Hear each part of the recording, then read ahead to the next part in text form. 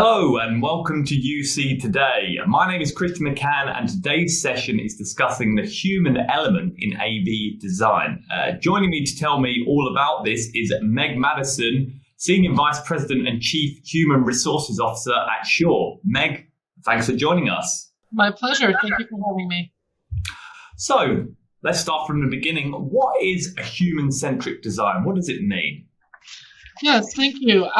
Human-centric design, it's really about putting the employee or the person at the center of all you do. So what that means for us as business leaders is really considering the human capital equation when you're driving towards workplace design and thinking about the tools, technology, experiences that you're trying to unlock to get the most, frankly, out of your people investment. Human capital is expensive, but it also has an extraordinary return on investment. So when we're designing the workplace, we need to be thoughtful about what's going to really enable people to have the very best experience they can, to be as participative as possible in collaborative events and collaborative decision making, and get at that potential so that we get to the business results. That's really the name of the game. Oh, excellent. And in terms of collaboration technology, what does human-centric design look like in practice? Yeah, great question, Kristian. In practice, I think we would suggest, and as an HR professional and practitioner, I would suggest that you really begin with the end in mind and you consider all the elements of the physical space that's going to enable true collaboration to happen. We believe strongly that audio is a big portion of that we need to get audio right so that we can also leverage the other tools and technologies that are available to us, including, the great Microsoft Teams suite of products, other elements of AI, and really be able to ensure that the collaboration is rich and it's meaningful because all the voices at the table are fully heard and that people are fully seen and that there's like a democratization of that collaboration experience. So when we pull that into the context that you're asking about, which is human-centric design, you really have to create those supporting conditions as business leaders. You need to think about the technology. You need to think about the tools. You need to think about the audio experience. You need to figure out how to ensure that people are able to set aside maybe some of the more mundane or less impactful tasks and can really focus fully on the mission, whatever that mission is for you. In a truly collaborative way. And that's challenging at times in the hybrid work world. And if I may, I'll just say that I think it's been challenging for a long time, especially for those of us that sit in multinational companies, international employee groups. How do we make sure everyone's kind of participating in the same way? If you're in the meeting room, if you're on the call remotely, if you're in a coffee shop, if you're at your kitchen table, how are you able to fully engage? And we as business leaders really need to kind of think about the investment to unlock that because there's so much potential there. And the investment comes, in my view, in the form of collaboration tools. So that's kind of how I view it, but happy to elaborate if you had any follow-ups to that. Okay.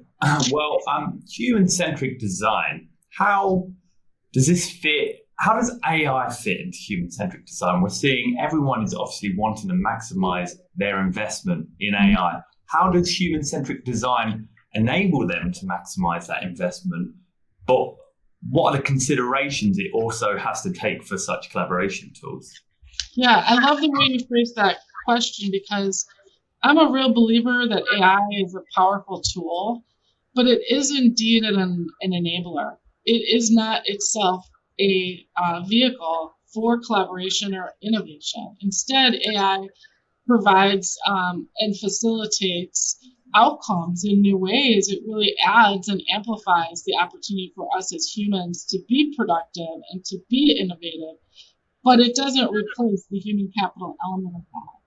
So I think the way that we're seeing AI being used today is things like meeting transcription and taking meeting minutes, for example. So I don't know if you've ever been the one assigned in a meeting to actually be the scribe and take the notes.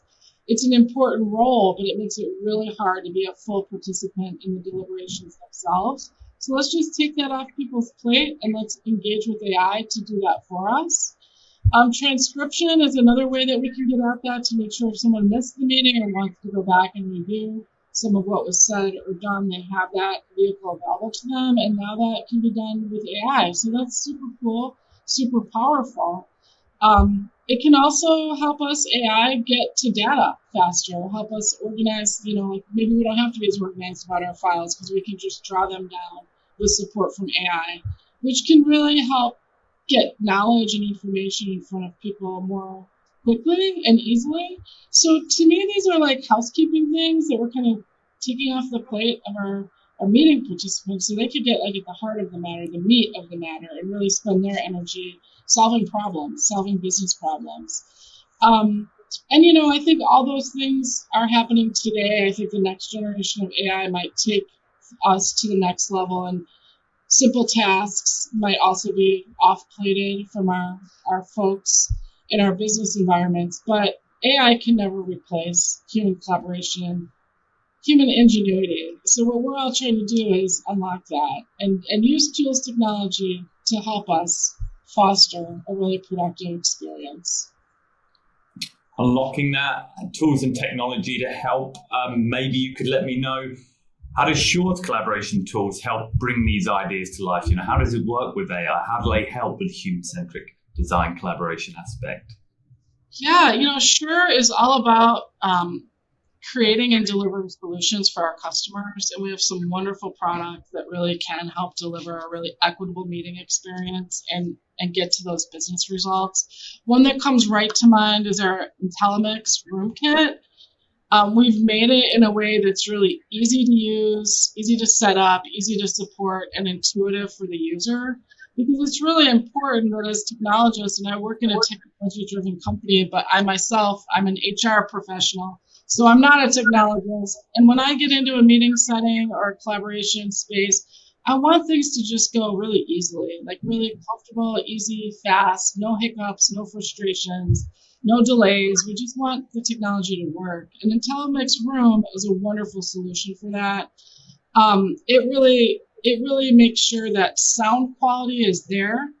And even as we're using AI, if AI isn't hearing things clearly and translating things correctly, you're going to gum up the works. So audio quality is actually increasingly important. Good enough is no longer good enough. It needs to be high quality sound. So we have some wonderful products in that space, and I encourage your listeners to really check them out. But I'm still going to underscore the main point as a human capital practitioner and advocate.